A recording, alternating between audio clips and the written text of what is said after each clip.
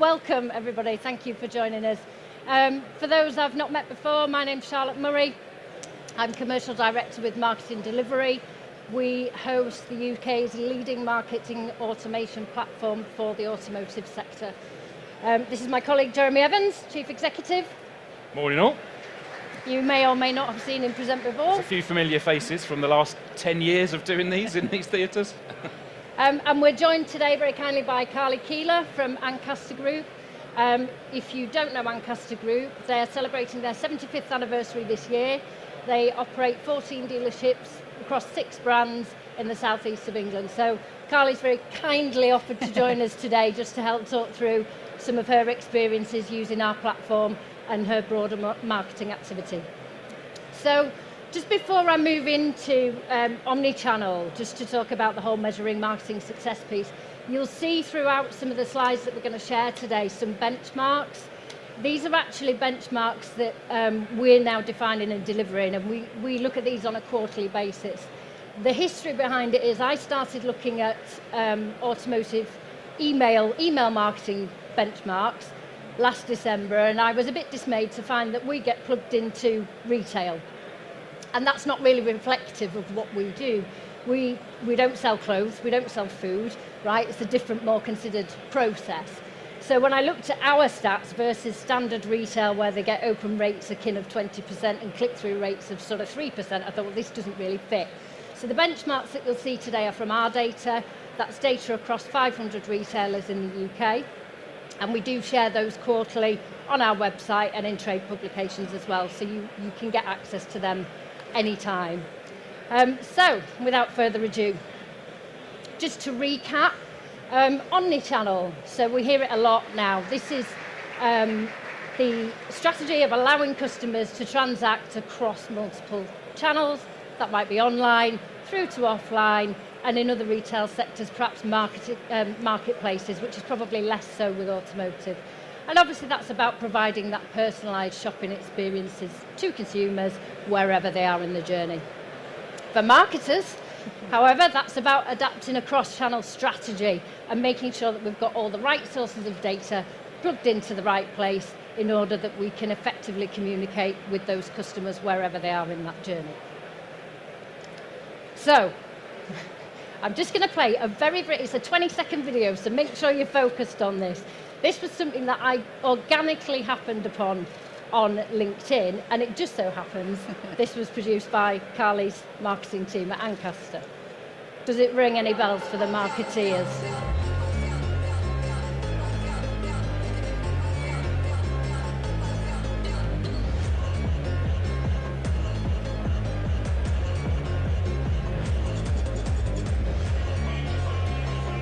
Some knowing grins around the room. It feels like some of you know the feeling from either side of the fence there. Yes, and it's not an uncommon situation. You know, the sales guys have got their objectives, the service guys have got their objectives, but what about the marketeers? If they don't have access to those shared objectives, how can they possibly deliver success for you guys operationally? And what about the customers? So a lot of what we're going to talk about this morning is consumer survey results. So the very nice people at Judge Service, and I think Neil's in the back somewhere, they conducted a survey for us where they asked 1,000 motorists about their needs and behaviours around the car buying process and ownership journey. So I'm going to move straight into that. We'll talk through some stats, talk about local activity and what the success looks like. Okay? So, first one. Shopping experiences. We'll start with sales. We'll flit around between sales and after sales, so everyone's included. So 63% agreed if they shopped for a used vehicle and were unable to find what they wanted, they would be more likely to remain in contact with those dealers that kept in touch with them about stock that closely matches their initial inquiry. Carly and Jeremy. So one of the things that we've looked at is the number of people who click on the most popular cars that go out from used car stock emails that we send, and you can typically have 10 or 12 people interested in your most popular cars, and you can only sell it to one of those people. So what about the others? Again, what we see is they get marked as lost. The reason being stock availability, where you have other cars to sell, especially if you're a group. So one of the things we work on with our clients is how do we get other stock in front of those people. And if the reason is affordability or price or trade-in, whatever, if there are any price changes with some of the vehicles that people are interested in, can we notify the customers of those as well? Because we know that you can't always sell every car to the first person that comes in and looks at it, because as I said, your most popular stock has got probably 10 or 12 people looking at it. So what about the other 9 to 11 people that couldn't buy that car? How do you keep in touch with them, and how do you make sure that they understand what you've got in stock and you're changing stock, especially across a group? And that's what we do with Carly. Yeah. Yeah, and you know, our sales teams can't get back in touch with every customer all the time. It's such a rapid flow of inquiries coming in. So yeah, we spoke to Jeremy and we plugged in their product, stock alerts, and it's working really, really well for us. So I think, again, just to demonstrate the success of that, but if you look, these are our benchmarks on these. When I was saying about us getting plugged into standard retail, our open rates and click-through rates are vastly different from what you see in the retail, the FMCG sector. How does stock alerts work?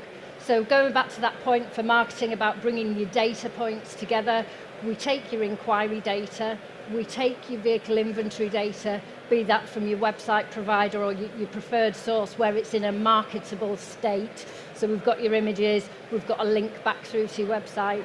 We bring that all together, line the vehicles up that are closely matched to the customer's original inquiry, and pump out those stock alerts emails.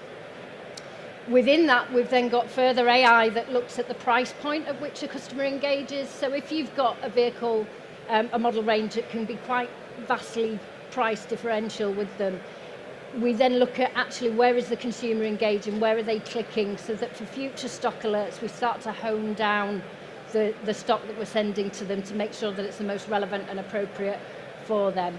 And I think the thing to really take home from this is we're improving the customer experience, so we're giving them what they want in terms of keeping in touch, but also we're helping you speed to sale. So going back to that business objective, that business outcome, by presenting the stock as quickly as possible, this is your new vehicles in stock or your recently reduced stock, we're helping reach that operational goal of moving more cars more quickly for you. So, and if you look at the vehicles delivered, so 4,779, we can see then when these inquiries go into a state of ordered and delivered, so we can track that right through for you. But if you applied, even a conservative grand across a unit there, you're talking nearly £5 million worth of profit. So in a quarter of vehicles delivered off the back of stock alerts. Moving swiftly on, one more shopping experience, then I'll move to after sales. So 53% agreed that they would still expect to receive helpful communications from a dealership should the inquiry not result in a sale, and 27% impartial. So they're still open to the concept of dealerships keeping in touch. Jeremy? And I think that the link here is the stock alerts emails we spoke about a minute ago. They were born out of responses to lost sale inquiries, so responses from customers, with the top reasons being you've sold the car I was looking for, or there was an affordability issue with it. Actually, the third issue was the sales exec never got back to me. So we bring those together. This is, everything that we're trying to do is based on what customers are telling us is happening at the dealership, so we're trying to design products around it, looking at the data, working with our clients and saying, have you got data which will help us do this for your customers? And mostly there is. And with the lost sale stuff, we work up quite a lot on the timing of when do you mark it lost. If you leave it too long, customers bought somewhere else already. If you leave it too soon, or if you do it too soon, the customer feels they're being written off when they're still trying to make their mind up. But you've done quite a lot of work with this, haven't you, Carly, at Ancaster? Yeah, we had quite a lot of data that was being lost sale really late, and we could see that we weren't getting a very good conversion rate. And recently we have a central inquiry team that deal with all of the online inquiries that come in. And we've seen a huge increase in the amount of conversions back into the dealership for customers that we would have written off, essentially. I know you're going to give some stats on opens and clicks, but we're at about a 2% actually back in at either an inquiry ordered or delivered, and about 75% of those are ordered or delivered. So it's really, really helping us to make sure we get hold of those customers that we would have just written off. So just quickly looking at the benchmarks, again, really strong average and upper quartile open rates and click-through rates. our stats, within the email you can see the green button there, yes, I'm still looking. We make it really easy, right, for the customer. Yes, I'm still looking. No, I'm not. It's that simple. They can reply to the email if they want, don't get us wrong, but it's not from no reply at, it's from a replyable address. But we make that piece really simple. 31% click on the yes, I'm still looking. So that's a big, big chunk. And the beauty of that is then, with our platform, we send an alert back into the dealership that says, by the way, Jeremy Evans received this email and he's still looking. So instantly prompting that phone call from the sales exec in that keep warm. So it lets the sales execs really focus on the highest value opportunities rather than keeping a bank of lost sales, bank of open inquiries, for weeks and weeks and weeks, rediarising. This really cleans up that process and helps them focus. What an interesting stat within this when we look at the ones that are no longer looking. Jeremy, you mentioned about the price point piece. 44% stated price, part exchange, that kind of cost-related issue. I will say we don't send these to people that have failed finance, by the way, because for obvious reasons that could present a challenge if we then start re-engaging. So 44% stated price, vehicle availability, as you said, but interestingly, only 11% said they bought elsewhere.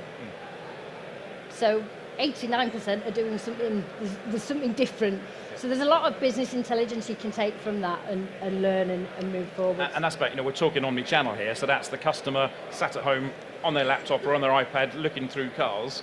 Are they going to keep coming back to your stock to see if anything they're interested in has changed price? I would suggest probably not. They might find it on the odd search if it pops up somewhere else, but if we can tell them that something they're interested in has changed price, so they might want to have a look at it again, we can deliver that inquiry back to the sales exec or the contact team and then re-engage that inquiry and keep it coming forward. So whether the customer is physical in the dealership, sat down with somebody looking at your stock with you, or sat at home at 10 o'clock at night flicking through their phone, if we can tell them what's happening with your stock, then there's half a chance, isn't there, that we can re-engage them and then bring them back in to hopefully get a sale. Yeah. So I think just from a kind of 3 takeaway measurement points, just to talk about email and text messages, I think for a minute, they're part of everybody's strategy now, right? But it's really important that you test, learn and refine your processes with this. And when I talk about testing, I mean things like your subject line, right? So your open rate is a reflection of the quality of your subject line. So play around with it and see which works best for you. Click-through rate, that gives you an indicator of the quality of the content. Does the message say what the customer expected it to say? All that kind of good stuff. Is your content right? Is your call to action right for the customer at that moment in time? And then obviously going on looking at your website engagement, you'll have your own metrics there that you focus on, be that events and GA4, reservations, online reservations, that kind of thing, and ultimately inquiries. But importantly, and it alludes to what I said at the very beginning about the video from Ancaster, your sales conversion, your speed to sale, and your actionable customer feedback, those are really, really important things to measure. But unless your marketing department understand what your sales objectives are and where they can turn that dial, it's going to be a challenge. So it's really important to get the right people having the right conversations and really plug your operational teams in with your marketing department to ensure that overall success. After sales, so 68% agree they would be more likely to book their vehicle in for a service or MOT with a dealer that monitors the date interest in, which we'll come back to, and which it is due, and makes the effort to contact me about it in advance. Jeremy? Yeah. It seems like a long time since COVID happened and the MOT dates rolled. We're still seeing incorrect MOT dates in DMS with dealers that we start working with. We still find that we have to go out to DVLA and get correct MOT dates and bring them into the process, because if we believe what's in the DMS, it's wrong. I'm going to talk a little bit more about data a bit later on, but I know, Carly, within your business, obviously getting that right data and contacting people at the right time is kind of critical, really, isn't it? Yeah, our whole after-sales process is automated, so everything has to be correct. Yeah. Very often have conversations of, marketing, you've done this wrong, and it's well, the date that's gone in there is the date it's going to be sent. So yeah, it's really, really key. So yeah, again, a few quick benchmarks for you there. Again, superbly strong open rates and click-through rates, booking conversion 39%. And again, I mentioned before, but customers can reply to our emails. So anything we send, they can send a reply to. So obviously, we get then further visibility of conversations that are being had direct with the dealership there, and of course those that book over the phone.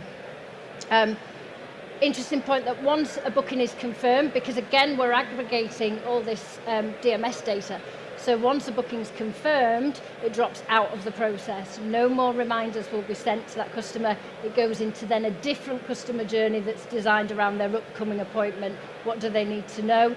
You may, some clients of ours even trigger stock alerts during that period of time to try and re-engage them into buying another car. So there's different journeys you can then take the customer on once they've made that booking. So, yeah. So 64% said yes. Would you welcome your dealer contacting you between scheduled services about specific deferred work? So this is VHC follow-up. VHC follow-up's a bit of a pet thing of mine. When I used to work in a dealership way back when everything was in black and white, apart from the pink slips that we used to have with the VHC forms that used to get filled out, we used to have a dusty folder under the desk with all these pink slips in that the service advisors in their spare time were supposed to find the time to phone the customers and say, you had a health check 3 months ago, you need some brake pads. The folder was dusty for a reason, because it never got opened, other than to put more pink slips in on top of. We live in quite a technological age now where you can automate that stuff, but we still, when we start working with new clients, often see that the deferred work is just something that's just left. If it's recorded, nobody does anything with it. Even worse, it may not be recorded, but customers want to find out. You can make it really easy for customers to choose you for that deferred work if you just make it easy for them. If you don't make it easy for them and they suddenly realise their tyres are illegal or their brake pads start grinding, they'll go wherever they can get it done quickest, which probably won't be you, the franchise dealer. But if you give them that advice well in advance because you've got all the information around it, you can bring them back into to your place. Yeah, we use these, and also just before a service date, so reminding them of what they needed to have done last time, and we've seen a huge increase in upsell beforehand, before the customer comes in for the service. And I think just to preempt the next slide, what's really interesting, 64% said yes, but when you look at the open rate, 91% open the email. So I think that really speaks for itself, that they do welcome those kind of follow-up communications. So again, really, really important part of the journey. So similar measurement stats, obviously email, SMS opens and clicks, which I've spoken about already. I'll not go over that again.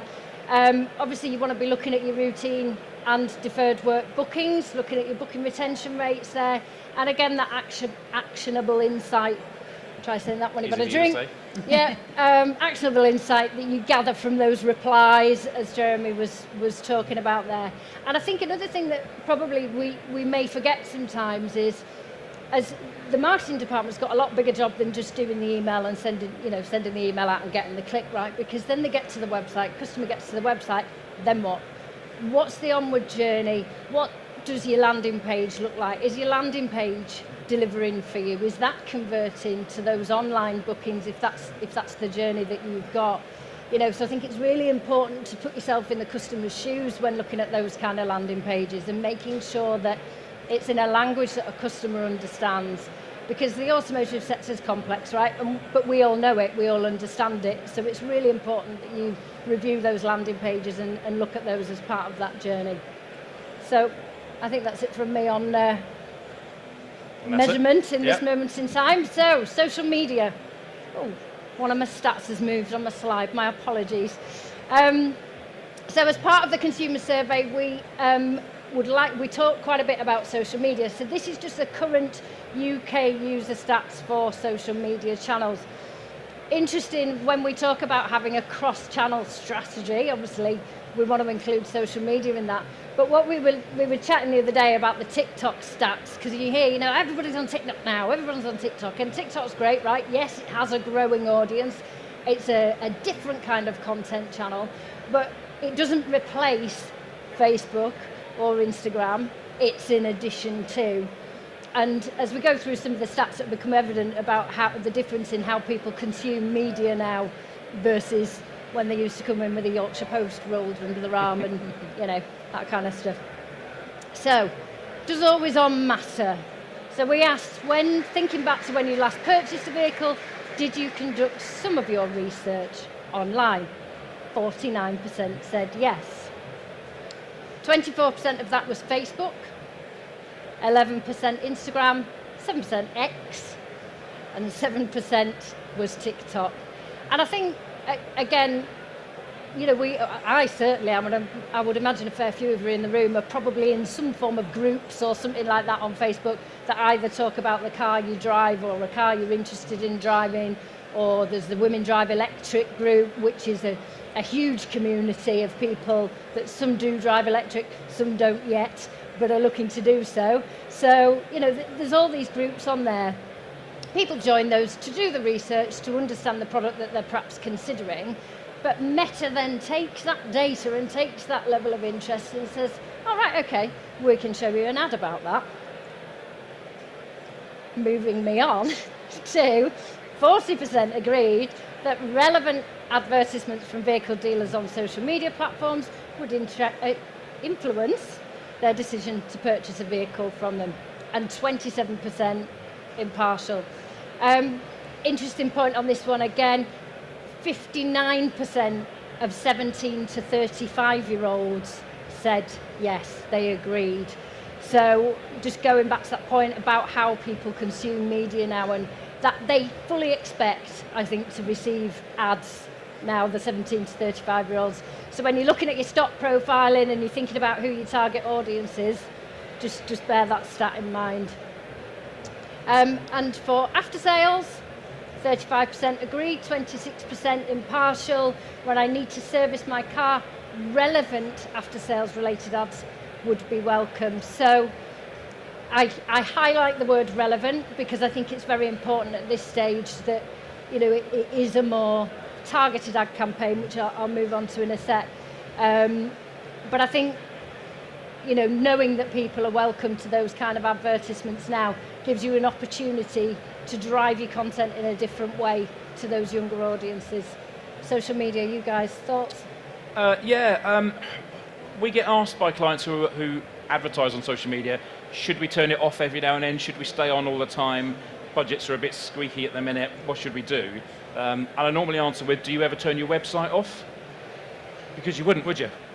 So why would you turn your social media presence off? Because the customers you're interested in are looking online, and online includes your website, includes social media presence. As Charlotte said, if you're on a user group for a particular make or model of car, or an interest group, Meta sucks that data, puts it into an audience that you can target, and then when they do come to your website, you can retarget with relevant offers and stock. So our advice is really keep it on. You can dial it up and dial it back if you want to, based on what your business objectives are. Coming back to the piece about omnichannel is as much about that internal discussion as it is the external channels you market on.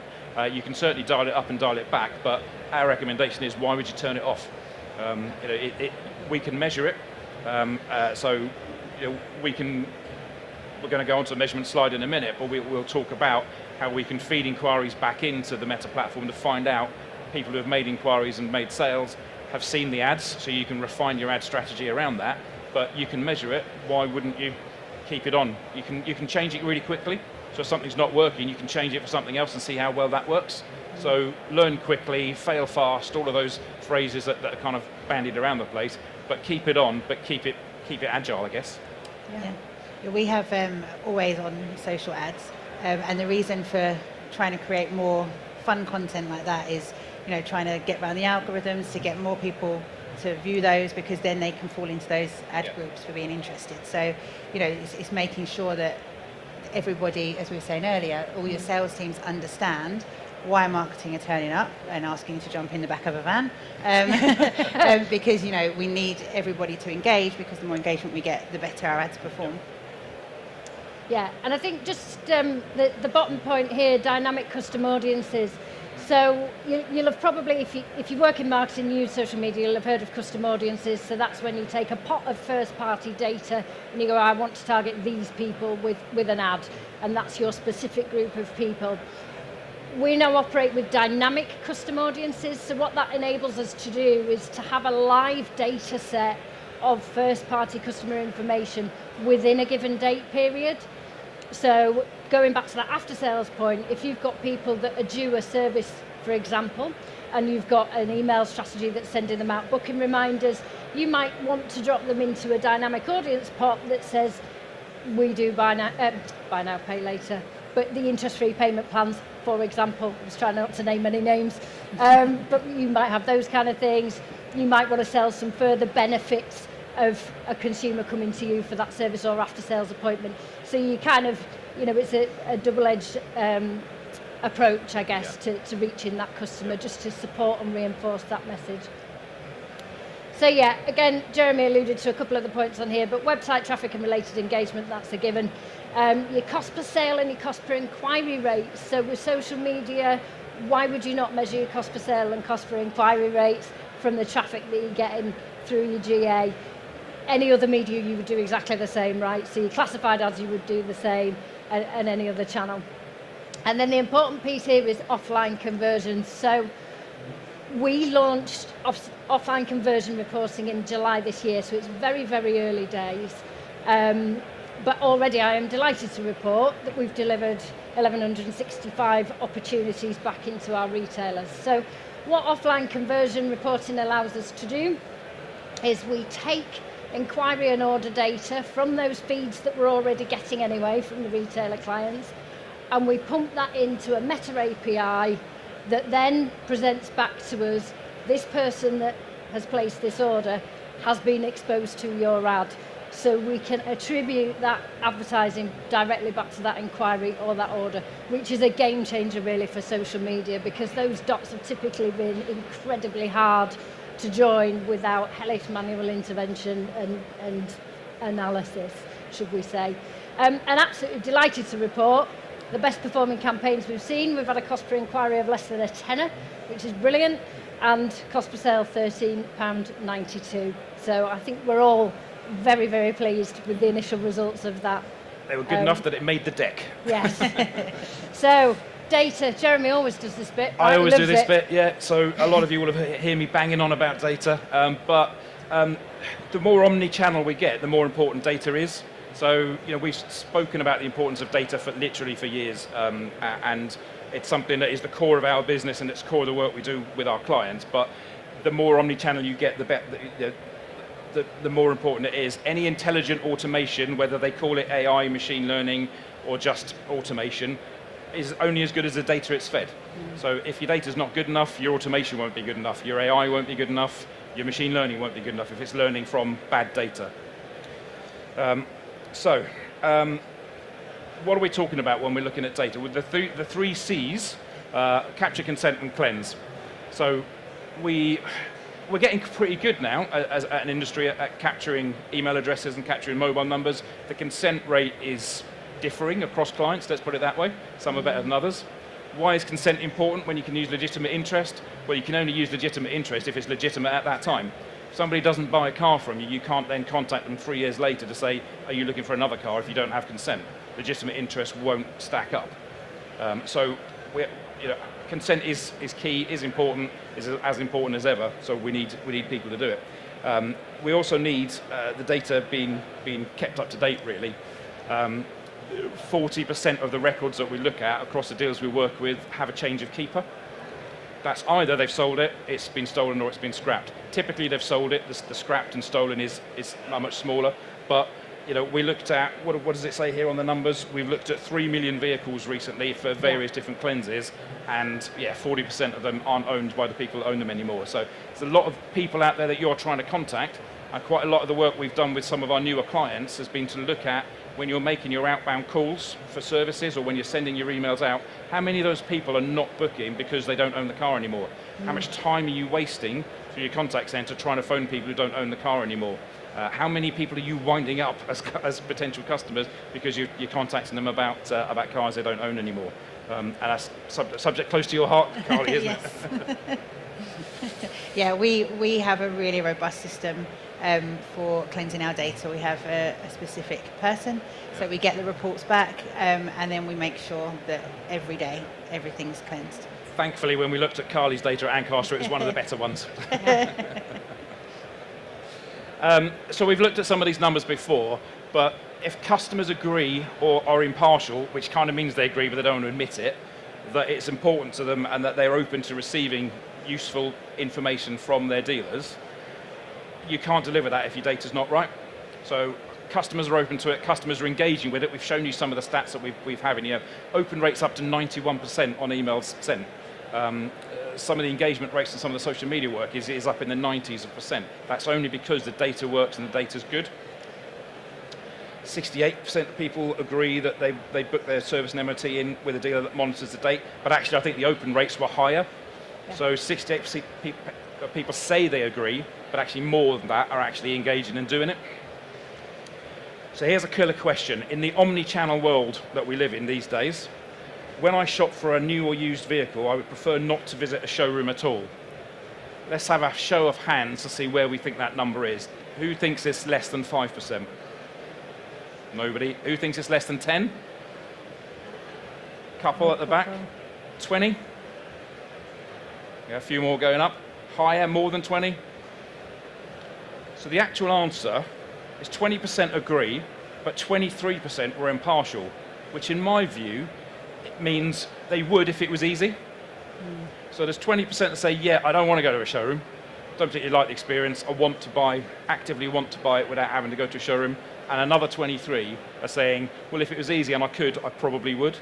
So that's nearly half of the people surveyed that say, you know, if we could, we would.